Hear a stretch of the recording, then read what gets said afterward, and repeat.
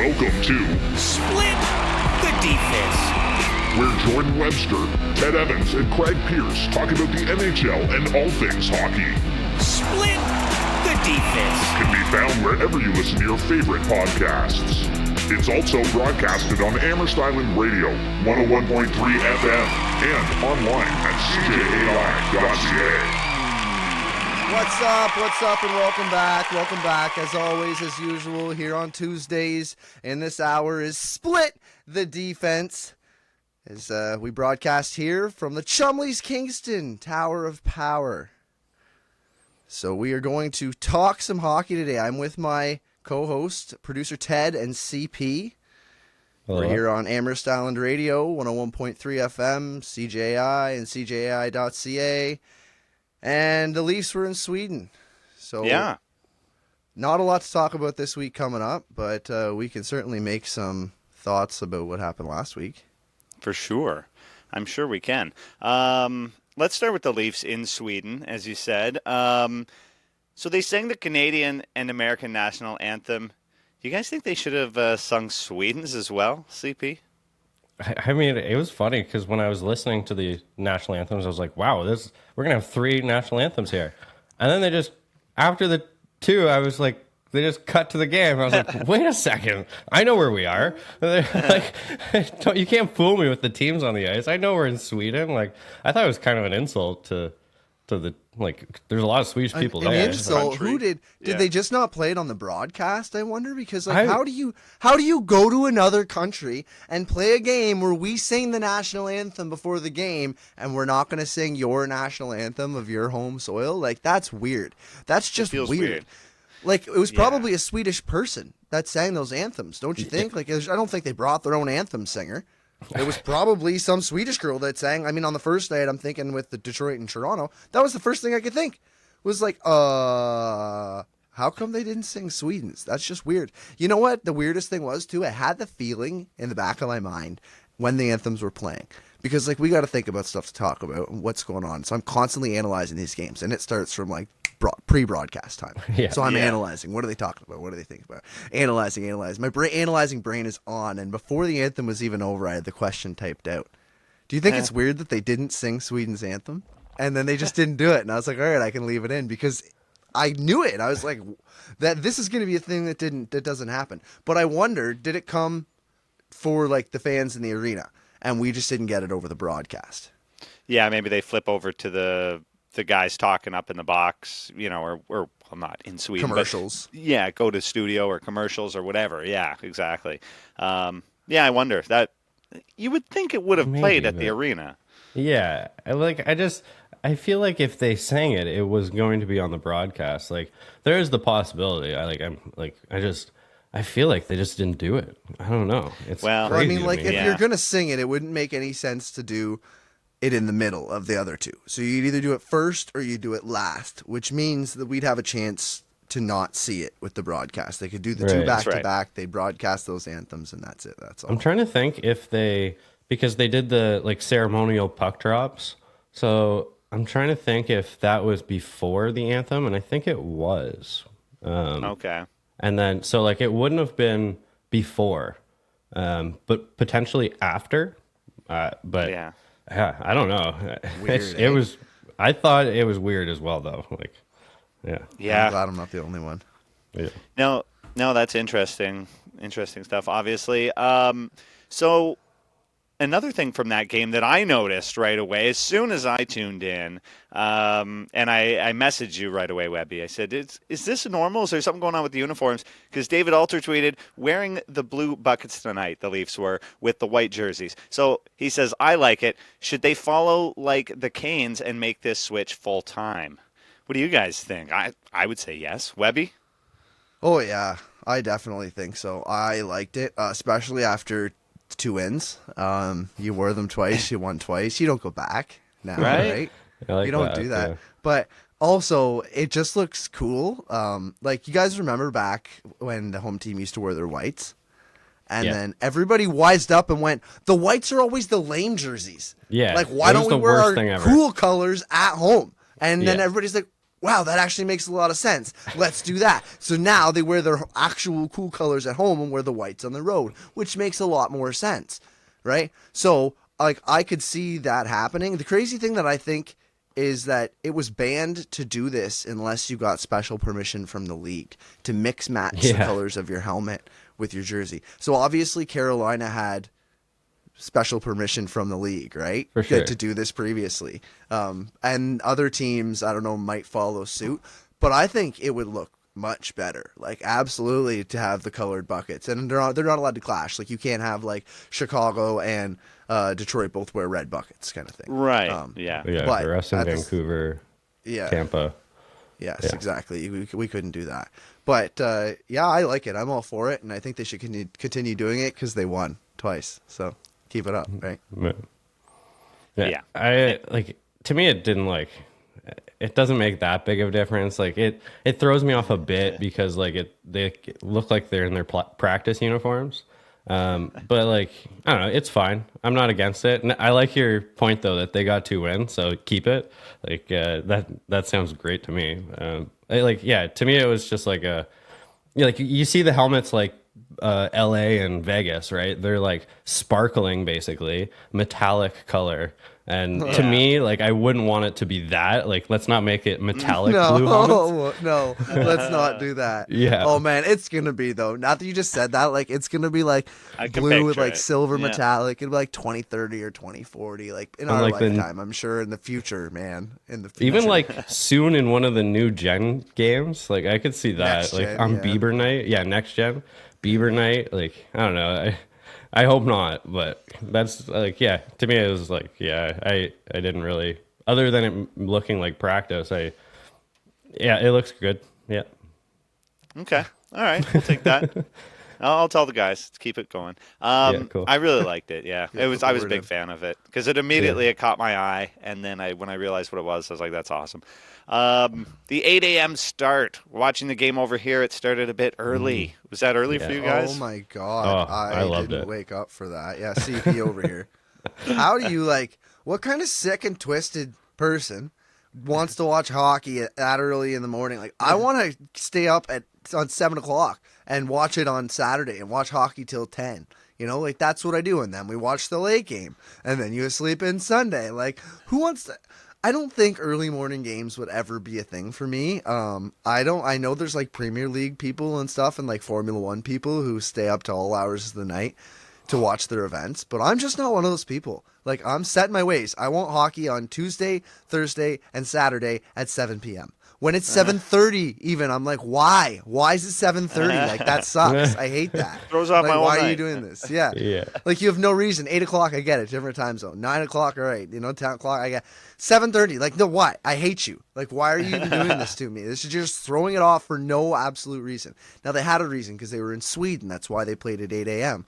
But I don't like it. I did not like having to get up. I ended up getting up and flipping the game back, pausing it, making coffee, getting my morning going, and coming back and then just flipping through commercials and watching the game.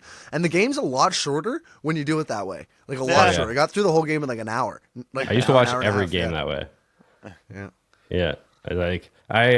I loved it. And actually, it's funny you mentioned F1 because all the F1 fans out there had to stay up till 3 a.m. Saturday night to watch the race. Oh, and then if you're a wow. Leafs fan, you had to get up for 8 a.m. And actually, a guy in our just group stay chat. up.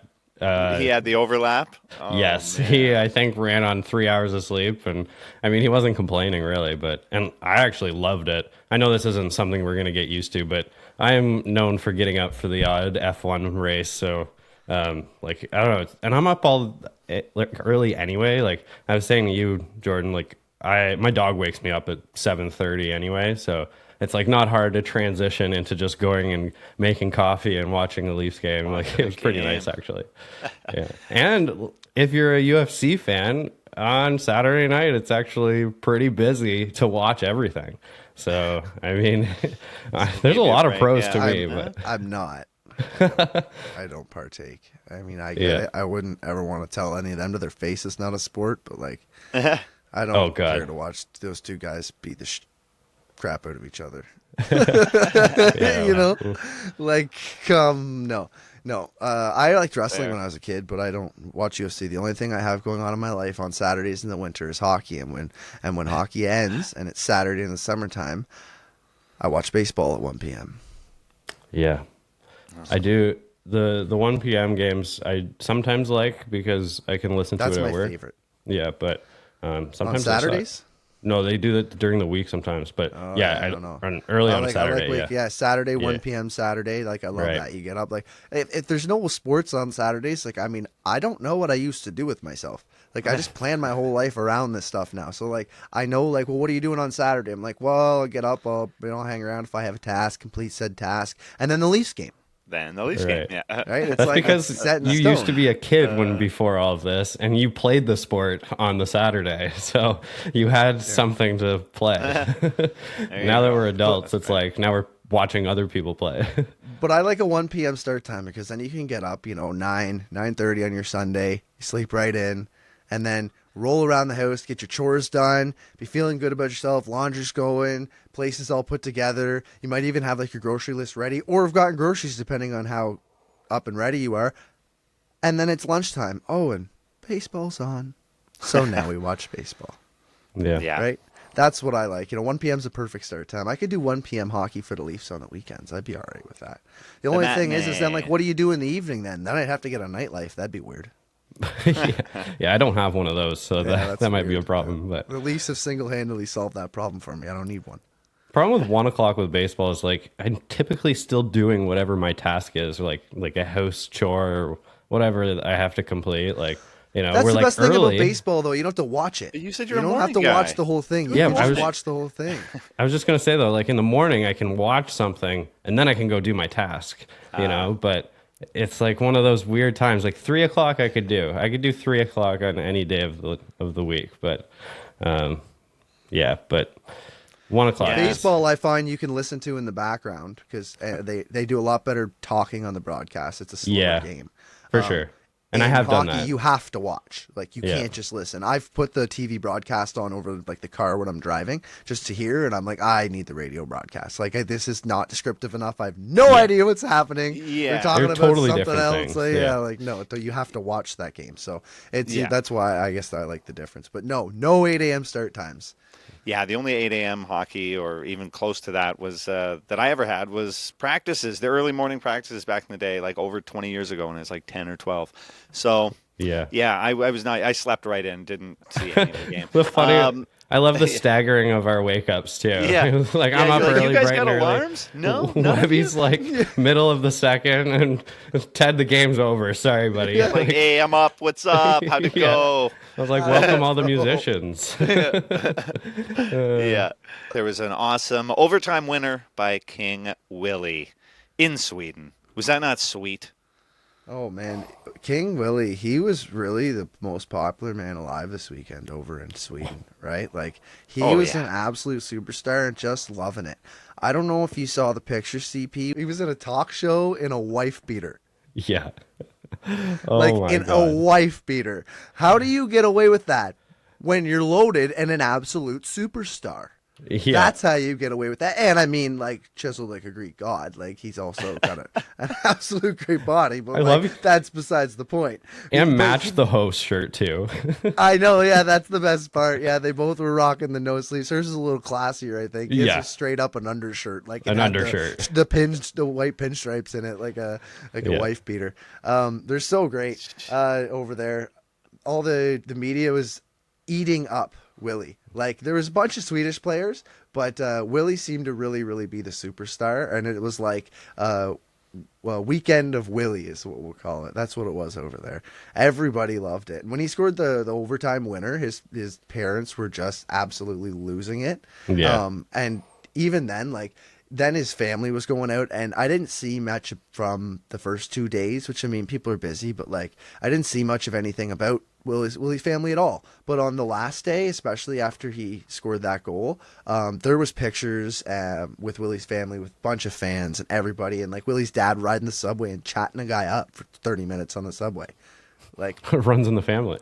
yeah, like he's like, yeah, I know that was part of the thing, but like, I just great times. And Nylander's an absolute superstar. You gotta love to see it. The Leafs have deep ties, right? I mean, the deepest ties apparently I heard are the Detroit Red Wings and the Toronto Maple Leafs to Sweden, which makes sense, right? I mean, I think at one point Detroit had like 9 or something like that Swedes on their team. I can't remember what it was. It was a lot. And then obviously with the Leafs, with Matt Sundin and Bjorn Salming, many others. So we had William Nylander, Calle Yarncroke, William Lagesson. I loved Matt Sundin when he was announcing the names in the intros, locker room. That was we're just gonna snipe that topic right off the top there too. That was just fantastic. The whole Willie there that weekend and the whole Matt Sundin. I loved all of that. Yeah, I've never seen someone own their stardom as much as Willie. Like he knew that he was the hottest shit in town, and he just owned it. I wish more players were like Willie. That like even we see it in the Leafs broadcast or in the Leafs media scrums and stuff. Just he has zero cares and owns just being a star. I think that's why he's going to stay in Toronto, is because he likes that spotlight. And he thrives in it too. Like you can just on his performances, like he's been a playoff performer and now he's a hometown performer as well, right? Like just, I wish Connor McDavid would look at him a little bit and just be like, just have a little swag, you know, just own it a little bit.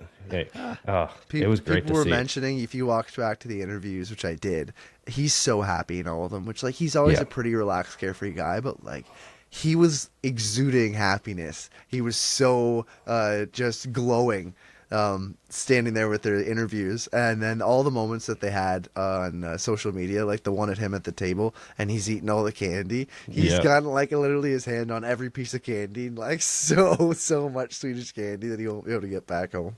Good for him. Good for Willie, King Willie of the weekend. I enjoyed that. I think he enjoyed that. It was nice to see 2 wins too. Yeah. No kidding. And that Nylander extended his point streak to 17 games, tying Connor McDavid for the longest season opening streak by an active player. So solidifying his position, as you say, Webby, as one of the greatest players, if not the best player in the world right now. You think so? You think that he's great, man. He's really great. I just think we should try and give William Nylander 1-year contracts for the rest of his life. Because then he'll be really, so he's really always good. He's always in a contract year. Yeah. I've figured it out. Right? Although, like last year, he was. Well, it'll be something you can't deny. We'll give him like $15 million 1 year. Oh my god! No one else is on the team, but no, exactly. But we don't need him. Yeah, it's hard to think of someone who controls a game like Willie right now. Like even some of the point leaders, like JT Miller and Elias Pettersson, they don't play hockey like William Nylander does. Scrubs. Like, well, I wouldn't go there, but compared to William Nylander. In comparison, it's just it's a different type of game. Yeah. It's a different type of game that he plays, and it's hard to replicate just based on you have to be that skilled, but also be that strong. Like the way he holds players off. And man, you want to say like confident, but like sometimes I call it cocky. You have to. He's cocky sometimes, and the stuff that he gets away with on the ice and scores goals. Like not only the strength, not only the skill, but he's cocky. The way that he makes some of these moves. A lot of these. Some of the best players are all cocky, though. You know, like you have to, when you make so many good plays, then it's acceptable to try something crazy once in a while. You know, and if it works, it works. Yeah, I'm not against it at all. I'm just saying. No, I didn't know. To be a certain type of player, like you have to have that in you. Where like JT Miller just might be. When we're comparing those 2 guys. Yeah, he might have that kind of exuding confidence. But like William Nylander absolutely has that. Like I'm just gonna do this now, and does it. Yeah, kind of attitude. It's totally different though. Like JT Miller's never gonna like carry the puck on his stick like William Nylander does, and that's the confidence you're talking about. It's just like the way he like anywhere on the ice, he doesn't care. He knows he can make a better play than whoever's trying to take the puck off him. Sometimes he's skating so slow, and like I think I could literally be I could, if it was me doing exactly what William Nylander was doing right now, somebody would snipe the puck for me so fast, and he's got like 8 seconds before anybody goes near him because they know they'll get burned if they try and go near him. So they're just like, that's the thing about Willie, right? He's just like so cocky because he can do it. Like, oh, it's disgusting. And like even when someone bodies up on him and gets close when he's going slow, he can hold the puck like 10 feet out to the side. One-handed, doesn't matter what side it is. So like I don't know how you take the puck unless you surprise them, but it's like one of those things where, yeah, you're right. If someone does try something, like you ought to be like embarrassed pretty quick. That's right. Yeah. Oh man, a guy on the Leafs, a new guy, one of our new guys, your new guys, I should say. Tyler Bertuzzi. He got the game belt. Yeah, Tyler Bertuzzi got the game belt. Tyler Bertuzzi after really Friday's stepped his win. game up. He's really stepped his game up. Over the weekend, he played well in both games. There was scrums. I mean, a few times led by Tyler Bertuzzi. He was getting right in the front of the net, and that's where he scored his goal. He's starting to look like the guy that we need him to be. I think that we are just all so used to guys playing so good against the Leafs that we have to remember that he's playing for the Leafs now. He'll never be that good against anybody else. People are only that good when they play against the Leafs. So, if you just take that into consideration, then Tyler Bertuzzi looks like he's coming into form. Yeah. And sure. it wasn't just in Sweden. Like the game before, the second line was turning into the first line for the Leafs, and he's been a big part of that. Like Tavares isn't like the most fleet of foot. William Nylander is not necessarily someone, unless it's a breakaway, he's not necessarily giving all out on every play. So that line needed someone like Bertuzzi, and he's totally filled that role. And he's played good enough to like deserve a bump to the first line, but you just don't want to break up what's working so well in the second line. So he stays there, and basically it turns out that our second line might be the first line now. Because like him and the rest of them have just been playing so well. One more thing. I know we have to move on. We're running out of time for this segment here, but the second line might be the first line. Lately, it's actually looked. It was pointed out today on one of the broadcasts I watch. I listen to way too much sports radio. Something about the Leafs that the fourth line is getting more minutes than the third line. So the Domi, Yarncroke, Robertson line. And really not so much Yarncroke, because Yarncroke's a super utility player, but Gregor and Kampf are getting more time Gregor and Kampf, and even McMahon, I think, got more time than those two guys. So Yarncroke was in there somewhere too, but talk about switching of the line times and not knowing which line is playing where. Everybody's playing good though right now, and they're winning, so I don't really care who's doing what. Just keep doing that. You need all lines firing, as they say in every interview. There was a Marner slash on Eriksson Ek. Obviously. Yeah. What did you guys think about that? It was a penalty. I like how the team has been really chippy lately. I know that they had the whole Brad Marchand thing. Then they were spoken to. Then they played, and it didn't look like they responded. And it was like, okay, so they aren't really. And then somewhere, somehow, sometime, they just flipped a switch. And now they're like, it was, I wonder if it was like before the Vancouver game.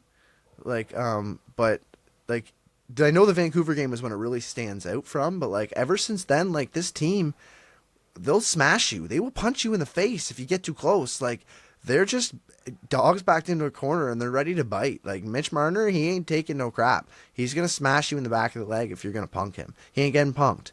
Like, stay out of my way. And you know what? Eriksson Ek dove like a soccer player. Did you think so, CP?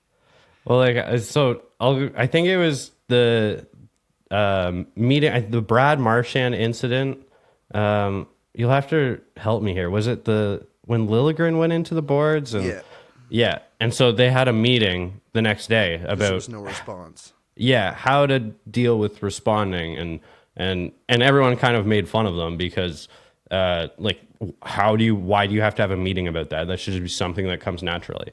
But it turns out that it actually may have worked because I I forget who. Again, I listen to way too much sports radio too, and someone pointed out that it's from that point that they've had more of an edge to their game, and it's fine if they're taking a few more penalties for the right reasons.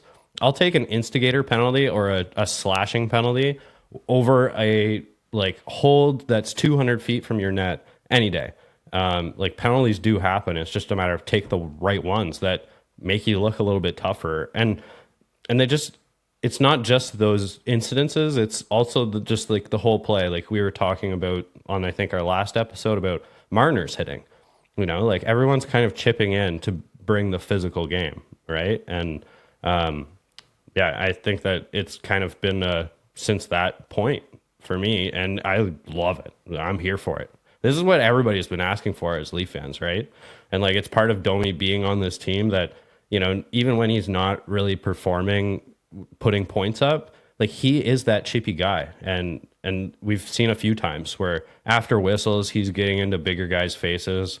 And it's something we've all asked for smaller guys. It doesn't always have to be the Ryan Reeves, everyone chipping. That's the thing. We don't want big guys who fight. We want Matthews and Marner and Nylander and John Tavares to elbow somebody in the face every now and then just to show us that you get angry too.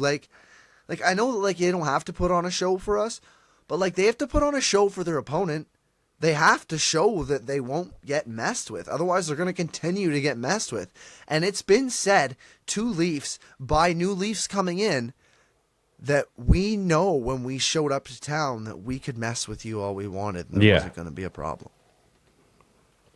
And that's not okay. So it's nice to see, I like to see Marner spinning around and sticking up for himself there. And he was fine. Eric's neck was fine. Hit him in the shin pad. He didn't there you go. Dive like that. But whatever. Yeah. Good for you. You've also got a note here about the 400 assist club, Webby, on the line about Marner. He's there. It's just a note. Marner 400 assist club. Whoop, whoop. Do you think Marner is going to be the all-time Toronto Maple Leafs leading point getter at the end of time? Matthews is always talked about and whatever have you, but Marner's going at a clip and at a clip. I'm pretty sure he's got more points than Matthews, is he not? He's consistently every year outscoring him, except for I think 1 year. There was 1 year where Matthews got 100 points or something, and he outscored. Oh, he's definitely been consistently getting more points than Matthews, no question. Yeah, and I think it's just going to come down to his next contract. Does he re-sign here? Which I think we know he wants to. I think we all think he will. And then at that point, if he re-signs, then I think he's going to smash every point and assist record the Leafs ever had. Yeah. Yeah, well, congratulations, Mitch, on the 400 assist club. Let's see 400 more. Yeah. Which is totally not inconceivable. We could definitely see that. Yeah. Doable. He plays a style kind of like Pat Kane, where it can last, for years and years.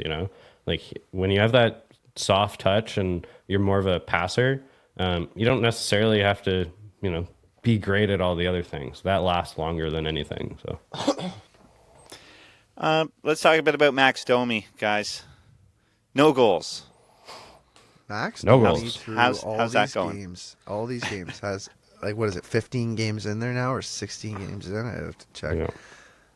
No goals. He's got 8 assists. 5 of them are primary assists. I'll give him that.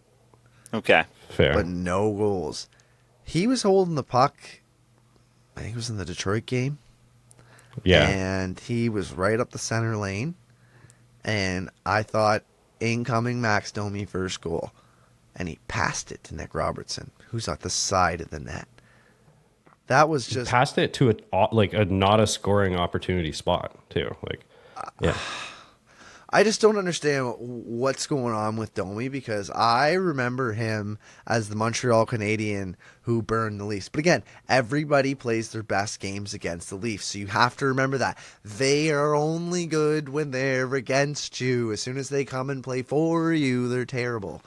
Maybe not terrible, but just not that top level that we see. That's a Leafs when they come to town rule, on right? Hockey Night in Canada. Yeah, apparently. You got Max Domi, who, that one makes sense, I guess, right?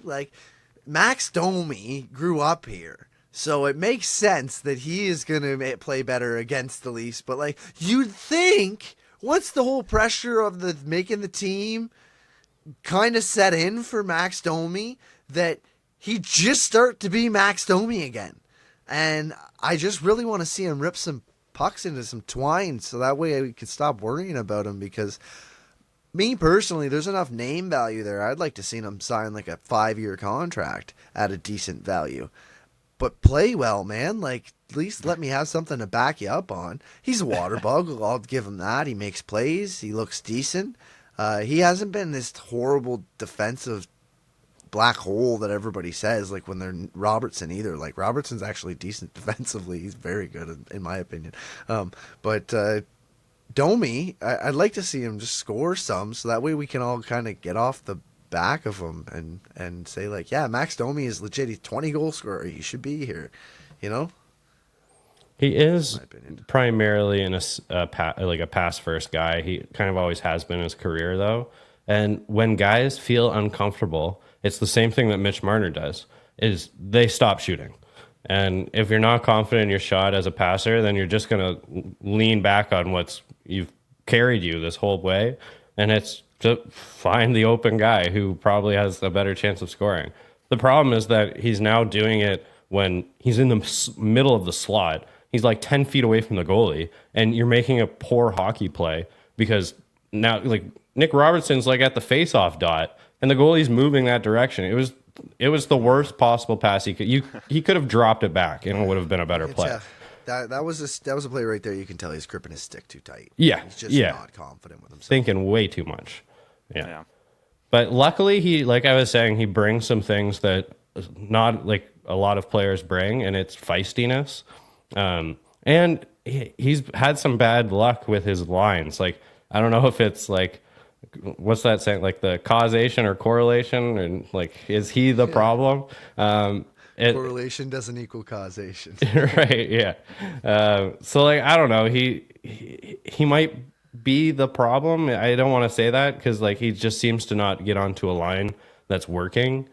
He looked like he had some chemistry with Robertson when they first got there, but and it also, I think that they would have more playing time if Ryan Reeves was still playing, and because Sheldon Keefe has just trusted the fourth line in some more defensive situations just based on David Kampf being there and two guys on his side that are willing to basically just put everything on the line. So I think that goes a long way for Sheldon Keefe.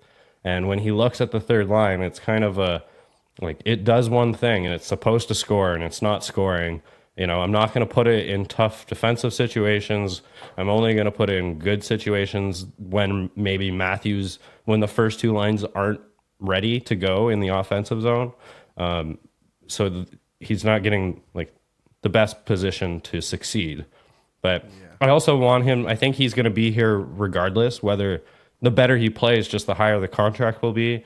I think he's a player that he'll at least stick around for, like, when you're talking about contract, it's just, you know, it's more for himself. Like, how much money do you want to make, man? Like, come on.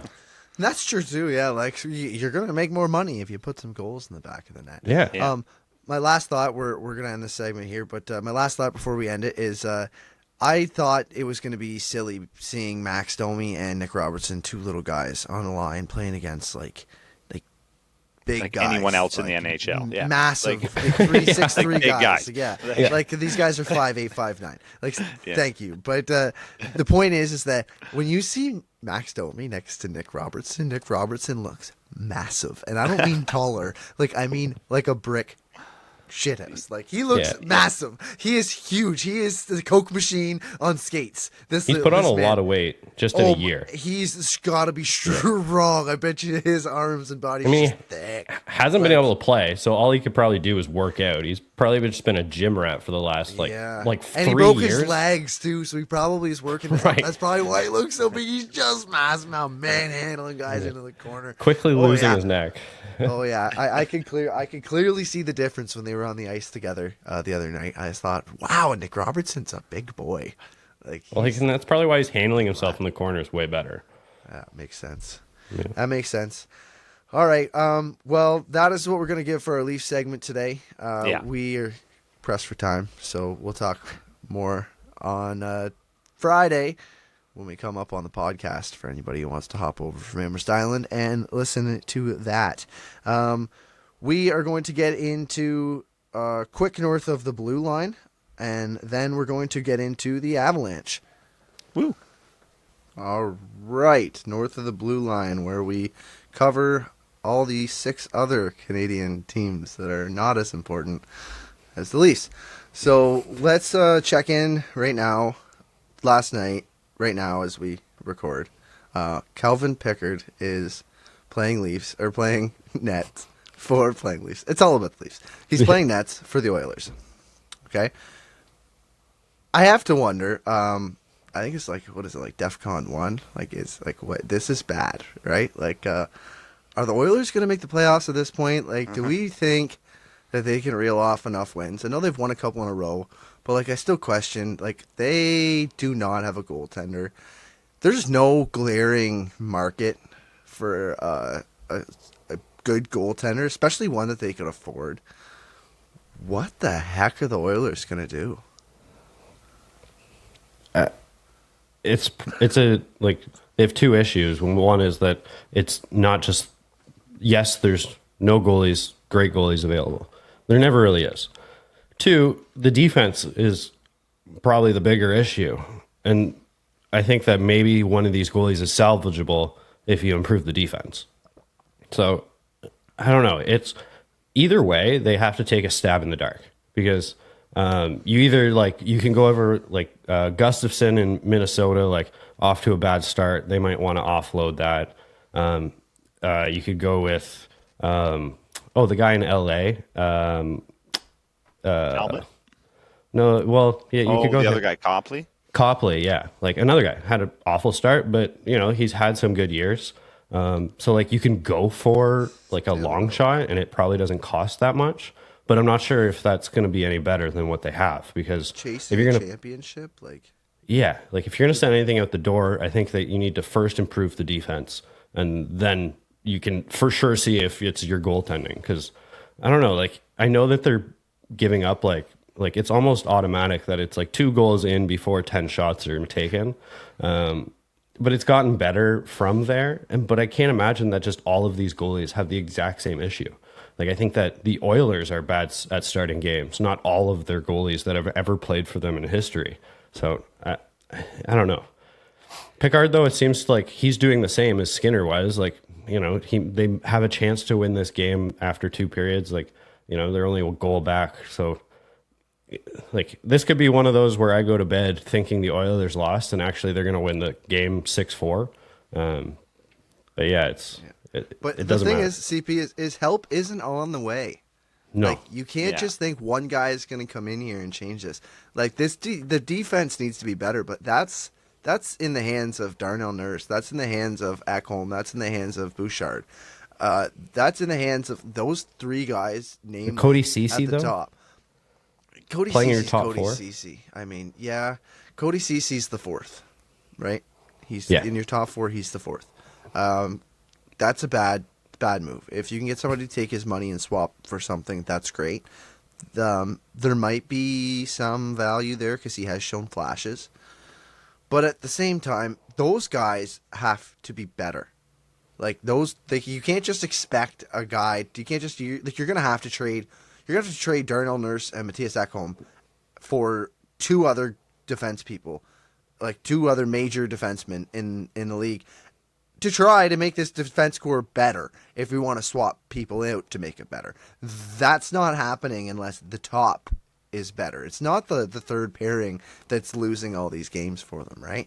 It's like it's from the top down. So, like, the guys that are at the top, they need to be better. And, like, even like Connor and Leon, like, I don't know, how's the fantasy going? Like, has he been great or not what you expected? Because No, like, he's had, like, a little bit better than not getting any points for his first 3 games coming back from injury, but he's definitely still injured. No one can argue that he's not. He's just not looking like the same player. I've tuned into way more Oilers games, but there's definitely something. He came back because his team needed him, and he's not getting healthy. And I think you're right, though, where they need to step up though. Leon Draisaitl included. I was watching the Oilers game in the first period, and they almost got scored on because those two were both behind the other team's net. And it's like you guys are on together. One of you is the centerman. Like you can't both be there. It's just how you play hockey. Centermen have to look at the ice, and they have to be at least like the third or fourth guy back. You can't both be like the seventh and eighth guy back, and it's not just the defense. And Ekholm is playing hurt as well. Like he's come out straight and said it, that he's never played more hurt. He's doing his best, but it's an issue throughout the team. He's not the player that they had at the end of last year. So I think that guy. But a lot of that comes down to leadership too. Like those guys need to be better leaders. Leon and Connor, when they're out there, lead by example. About telling guys where to be, what's happening. Like you're allowed to talk. But you're always told, and when you're growing up, talk to your teammates, tell people what's happening. Like code words, whatever you got to do, tell them I'm here. Zzz, like whatever it takes. Man on, like talk, right? So like those guys, I think they have to be better at leading so those situations don't happen. Anyways, we have to move on. We are pressed for time. Let's get into the Colorado Avalanche. That was our segment for North of the Blue Line. And now we will start the Colorado Avalanche. Ryan Johansson returns to Nashville for the first time since being traded. Get wrecked, Nashville. Do we expect a big game from Johansson? Because you can't see into the future, but the people who listen to this are going to be like, how come you don't know already? But that's because we record at weird times. So do you think he's going to be popping off tonight? Do you expect a big game from Ryjo? I mean, I think there'll be a little bit of a spark for him. He hasn't been anything amazing of late. He's, been steady, but, we need if he's going to be second line center, we need him to be like awesome all year. So I hope he gets a little boost tonight against Nashville as we record. The game will be over as you're listening, but, I think this might be a good boost for him, and hopefully it lasts. Like it gives him a spark for some good play with this team. He is coming off a goal as well, so something to build off. Maybe he's on to the beginning of a new streak. Yeah. No, yeah. And, we'll see. I mean, the Avs have had a few high-scoring games lately, getting, chip-ins from all over. But I expect him to be in on the low-scoring games, too. Like, I want to see him in the impact games, too, for sure. Yeah, absolutely. The other night, the Avs went down. It was Saturday against the Stars. They went down 3-0 to start the game. But then the Avs scored 5 unanswered goals. Mikko Rantanen and Andrew Cogliano scored moments apart, and suddenly it was 5-3. Quite a comeback in Dallas. Yeah. So this is a great tweet from Nikki Molitoris. It says, it started with Woody. Ryjo with the net front presence. Nuke tied it. Moose took it. Cogs for good measure. Roscoe ices it. Georgie was solid. Everyone stuck with it. And how about that? That's a 3-goal comeback in Dallas. Smell you later, bums.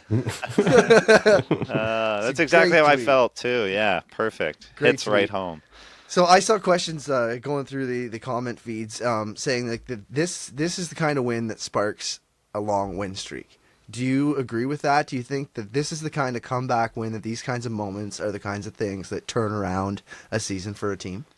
I think they can be. I won't say yes or no because I don't know the outcome of the game tonight yet, and I'm going to sound like an idiot on radio tomorrow if they lose tonight. And I say, so I think it definitely can be. It can be. These are the types of games that can spark winning streaks like that. Will it this time? I am not sure, but.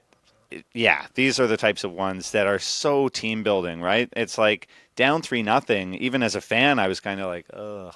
And I could imagine how the players were feeling. Like, we maybe, already threw this one away. But no, they, I don't know what was said in the dressing rooms or on the bench or whatever, but they did something. They battened down the hatchets and got it going. Yeah, it was a big win.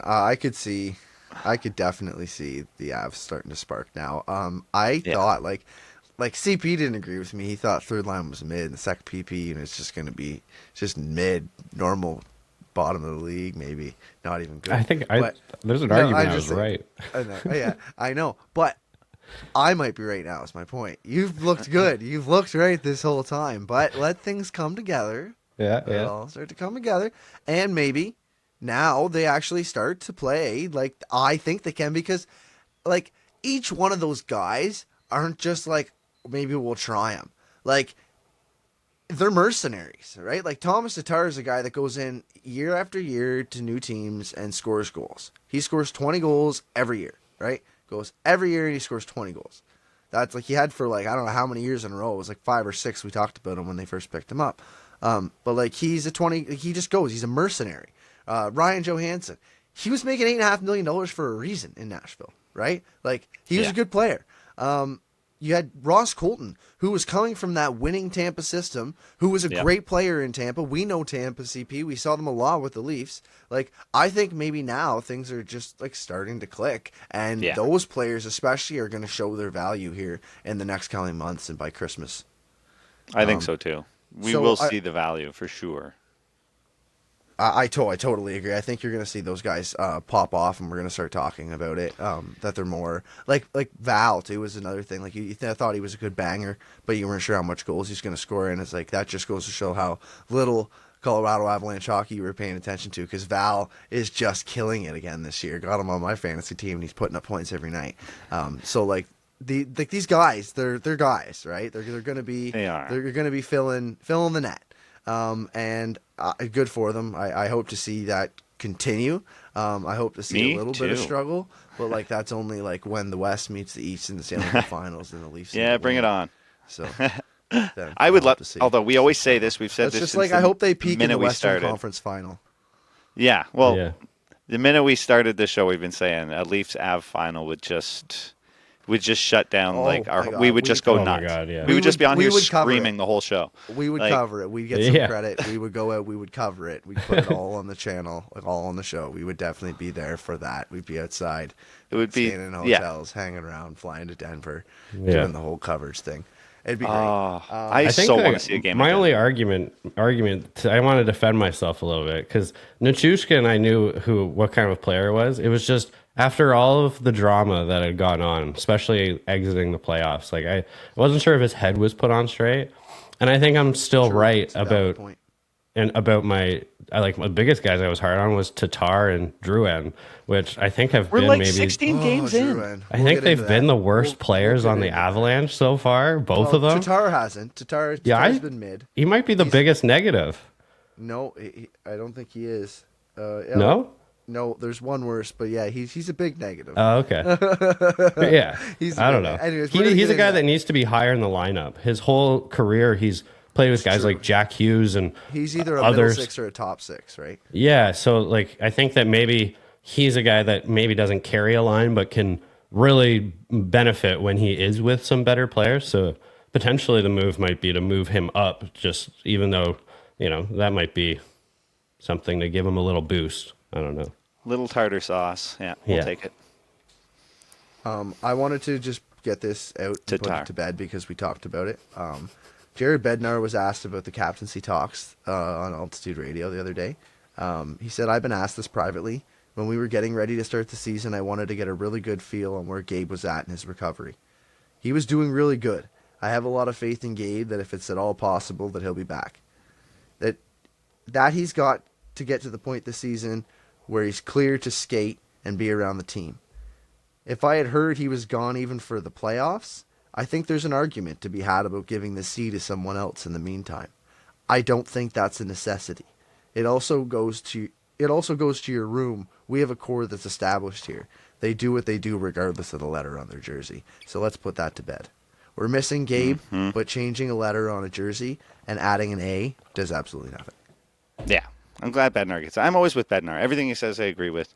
And everything I say, he ends up coming out and saying in the media anyways. And I'm like, see, he gets it. I mean, I definitely feel that guy. And, like, what is a letter going to do? Like, people are already stepping into roles when they need to. They're already dealing with it. That's just going to be a weird, like, awkward conversation to have. Like, let's just put it to bed and keep playing games. That's it. And the guy that it's going to be isn't really ready. You know, Yeah. so Yeah, I let's give think him a bit of time. we all kind of agreed that Makar is the next in He's the line, guy. and you know, he's not quite there yet. He's not the leader of a team. He's one of them for sure by committee, Yeah. like Ted likes to say. But yeah, I think that he still needs some time to learn how to be a leader in a room, especially with some big attitudes or big personalities, I'll say, Yeah. Nathan McKinnon and others. Yeah, and even like you mentioned too, that drama with Val and stuff. I Right. think this whole put that to bed thing, it transcends a bunch of things for this team because they have had stuff like that and a few other things too that have kind of gone on, and that's something they've been really good at. Is like, why are we going to talk about it now? What's that going to do for our practice day or how's it going to help the team? It's not. So, Yeah, we'll it's proof just, that they can do it without a change of a letter. yeah. I love that they can just, keep it going. Yeah. Yeah. Okay. So I just wanted to rattle off a couple of stats before I ask a question here. The first time the Avalanche rallied from a 3-goal deficit to win on the road in regulation. I love these stats. On the road in regulation on Tuesday. So you mean it's happened at home and it's happened in OT, but the first since regular January Yeah. 21st, 2004 at Florida. So basically, if they're down 3 goals on the road, they're not going to win in regulation. Yeah. But That's crazy. But I know. But they could tie it that. and win in overtime. But I know, it's crazy. They could tie it, win overtime. But I mean, I guess that helps your betting. I don't know. What a crazy stat, though, eh? Yeah. Georgiev is the first NHL goalie to 10 wins this season. They're going to need that. Rate Wow. Georgie 1 to 5 quickly. What do you got? 5. Love it. Rantanen is 4th in game-winning goals in the league, and he's 2nd in the NHL for that. He's got 4 game-winning goals. He's 2nd in the NHL. Is being clutch a skill? Yeah, I think so. I mean, I think it comes down to like confidence kind of thing, like we had talked about earlier with guys like Willie and stuff I like was going to that. say a mindset, maybe. Yeah, it's like a mindset, but then it unlocks skills, right? And it kind of unlocks, and yeah, like guys kind of can use that as a skill. Like if you know how to let yourself get into that flow state, there's your skill right there. Like, here we go. I'm clutch. Like, I'm the guy. You get a bit cocky. You just go, yeah, what? I'm a score. There's 2 minutes left. We're down. I'll score. I'll score too. Let's Right. go. Like, Yeah. Right on. I think it's to bring it back to the Leafs. It's like Willie, there's something about it where I think that being clutch is about also about not caring about being unsuccessful, and you have to really Exactly. try You something have to and go for it. yeah, guys that grip their stick too hard, they're not going to be that guy, right? Or making one extra pass, Yeah. like Domi. Yeah, like Domi. Okay, next one. Makar's 2nd straight 3-assist game. 6 games. He's got a 6-game point streak. 1 goal, 12 assists in that streak. My question is how come you don't want to trade him for Makachuk and Eric Carlson? Go. Never mind. You don't have to answer that. Here's what we really wanted to get into. Cale Makar is now the Kachuk's gonna be, like, fastest top 10. defenseman in the NHL history to reach 200 assists as well. Cale Makar, think about it. Send me that trade whenever you're ready. Val Nichushkin and Ross Colton both have 3-game goal streaks. So you got to love that from Val and Big Colton. time. But here's what That we were is talking awesome. about earlier. The biggest negatives on the team. Sam Girard, who was actually benched for this game Yeah. in place of Caleb Jones. trade Tatar him. at -5. And the rest of the team is at -3 or better. Yeah. So Yeah, that sounds about right for the big shutout Why games they've is- had. Why is Girard so low? What happened there? Why is he so far away from everybody? Doesn't he play on a line with other people? Like, how do you? How are I know, you that- so far behind everybody else? Like, It's just, it's I guess, unlucky everybody he's on goes the, these breakaway. Everybody combo skates to the line. bench and jumps on the bench. There's one guy on the ice. That's the only guy that gets it. Right? Like, I don't get how are you a -7 when the rest of the team is at minus? Like him, it's like Girard. When Girard's on the ice, he's on the ice with Tatar and like guys who score a ton too, but are also bad defense. only on the ice when they're not Like- with him. Like Yeah. I Yeah. don't. Yeah. Like. on the power players. And I just don't get it. Like how the guys Sam who are getting the Girard- minuses with him are getting are getting pluses without him. Is basically clearly the thing. Sam Yeah. Girard, you're a boat anchor. You're ruining our trade value for you. Please play better so that way we can get another forward that we desperately need. He's going to be out of here soon. So yeah, That's for sure. I think. But yeah, be better. Listen, we can get more for you. Like what the heck? What are you doing here, Sam Girard? need a good forward. Thomas Tatar. So we said we were going to get into that. Ted, I got to ask you, at -5, like 15, 16 games into the season, wins and all, he's been scratched a few times. Like, is Thomas Tatar like what you expected, or is Thomas Tatar becoming a problem? I wouldn't say a problem just yet, only because we are 16, 17 games in for the Avs. But that being said, I don't know, he's not what I expected for sure. I thought that third line was just going to be like insane. And it hasn't been, obviously. We've had some scoring here and there, but mostly when those guys are moved up to other lines and other guys are moved down to those lines. So I'd love to see Tatar go off and start doing it, but like you guys had mentioned earlier, he might look better on a line where he's the supporting role. As opposed to, I feel like that line, they're kind of like even balance, and like not one of them has really stepped up to be like, hey, I'm leading the line, or us duo is leading the line, you follow along. Like, it's just like, I don't know. They're figuring it out, I guess. But not a problem yet, but I hope he figures it out. He's gotta. He needs like a true playmaker or something.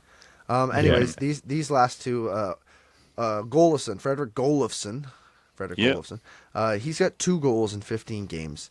So that's an 11-goal, 11-point pace. That's all he's on pace for. Now, he's only your fourth-line center. He's fairly new. You don't expect much from him. But we were talking about Jonathan Drouin, who we had big hopes for, kind of on a tryout. He's got 1 goal, 2 assists in 14 games played that he's played so far. That's a 5-goal, 17-point pace. Thankfully, we signed him to a league minimum. Yes. Thankfully, we were smart enough to do that. If he was good enough defensively, that's a fourth-line player's. Exactly. 17. Exactly. Like pace, at though, Golofsson right? So, at 11-point pace, that's expected. Drouin. And if he's like all 11 goals, 11 goals, no assists. Like he's gonna finish the season with 11 goals, no assists. That's why he's Golofsson. He's not Assistofsson. Exactly. That's so true. Yes, you're right. Very, very, very smart. Yeah. Yes. It's logic. Great observation. Anyways, yeah. So Drouin's not what we expected. No. I don't think for No. for any of Not us at except for Craig. Craig was like, "I saw this coming, you idiots." Drouin was good. Like Drouin was good in Tampa. Yeah. Thing is, we got fooled. We got fooled just like Montreal got fooled. Like Right. Montreal got fooled because he was decent in Tampa, and then all of a sudden he leaves Tampa and he's not so good. But, he's got some things going on. So like maybe that's it. He was decent, I guess, when he had a chance. You remember he had moments. Yeah, so he had moments. Yeah, of course we all remember he had moments. Yeah, okay. But what if he signs for league min? Colorado says. Yeah. Then it's All right. whatever. We'll try him. Yeah, maybe and then all the fans go, "Oh, we can put him up here. We could take him. You could slot him down here because he doesn't make very much money. Or if he's playing well, you just put him right back up here next to McKinnon. And like, what if that works in the Halifax Moose says? And and he's got 1 goal, 2 assists in 14 games, and he's playing fourth line minutes, I assume, and he's being scratched consistently, and he's just not the guy that we all expected to be. Just relax. Yeah, it'll fizzle. Yeah. Just anyways, one more thing that we're going to check in on Thursday. We're not going to talk about it right now. I just want to tell you guys, the Bruins have announced that Milan Lucic will be taking an indefinite leave of absence following an alleged domestic incident that took place on Friday night. We're going to kick into that for Friday's episode. We're also going to talk. Alex Steeves is making a name for himself in the AHL, and I think he's the next man up. And Leafs versus Dubas's Pens on Saturday. So we're going to have to share our thoughts on that for Friday's episode. Thanks, everybody, for listening here on Amherst Island Radio, broadcasting from the Chumleys Kingston Tower of Power and listening on 101.3 FM CJAI or CJAI.CA or any of the podcast platforms or YouTube. Thanks for being here. We'll see you all on Friday. Peace. Peace.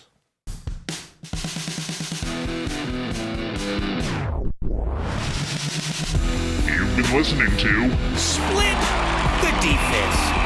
We're Jordan Webster, Ted Evans, and Craig Pearce talk about the NHL and all things hockey. Split the Defense. Can be found wherever you listen to your favorite podcasts. It's also broadcasted on Amherst Island Radio, 101.3 FM, and online at CJAI.CA.